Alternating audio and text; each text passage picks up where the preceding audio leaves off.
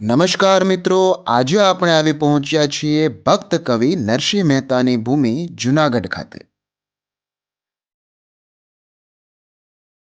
અહીં આપણે દર્શન કરીશું નરસિંહ મહેતાના ચોરાના, જ્યાં ભગવાન શ્રી કૃષ્ણએ નરસિંહ મહેતાને દિવ્ય રાસલીલાના સાક્ષાત દર્શન કરાવ્યા હતા.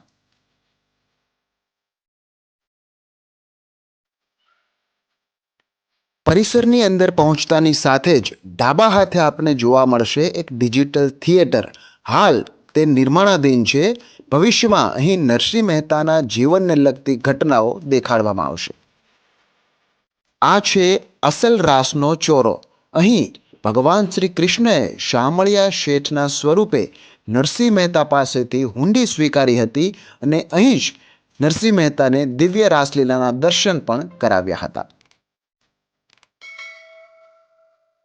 હવે જોઈએ મુખ્ય મંદિરે અને મંદિરના પૂજારી પાસેથી નરસિંહ મહેતાના જીવન વિશેની વિગતવાર માહિતી મેળવીએ. આ જગ્યા ઉપર મહેતાજીએ કર્મ કર્યા, ભક્તિ કરી, બધું આ જગ્યામાં 550 વર્ષ પહેલા આ જ જગ્યામાં એમનું નિવાસસ્થાન હતું, મુખ્ય ઘર છે.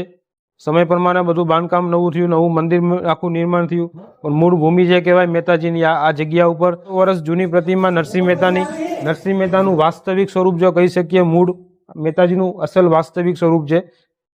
એની બાજુમાં નાનું સ્વરૂપ છે સામરસા શેઠ, જે મહેતાજીની હુંડી સ્વીકારી, મારી હુંડી સ્વીકારો મહારાજ રે શામળા ગિરધારી. બાર તમે રાસચોરો જોશો, એ જગ્યા ઉપર બેસી મહેતાજીએ હુંડી લખેલી અને ભગવાન કૃષ્ણ પોતે સામરસા શેઠ બન્યા અને જુનાગઢથી દ્વારકા હુંડી સ્વીકારવા ગયા. ત્યાં સામરસા શેઠનું સ્વરૂપ બિરાજે છે.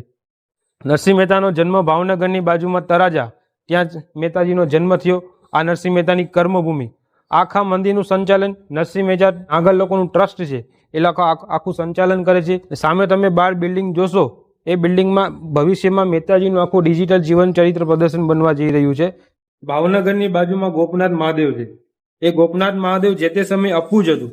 મહેતાજીએ 7 દિવસ સુધી એમની ઉપાસના કરી.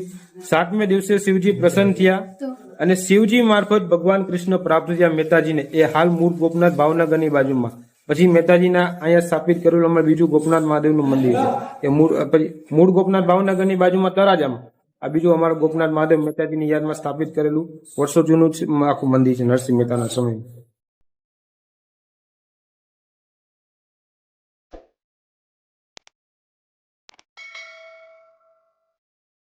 મંદિરની બાજુમાં આવેલો છે ચિત્ર પ્રદર્શન વિભાગ.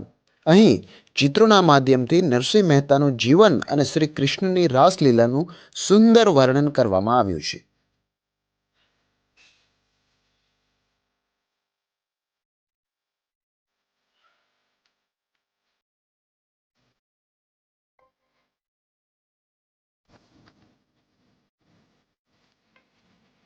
અહીં તમે જોઈ શકો છો ભક્ત કવિ શ્રી નરસિંહ મહેતાની વંશાવલી. મિત્રો, આ હતી કેટલીક માહિતી ભક્ત કવિ શ્રી નરસિંહ મહેતા વિશે.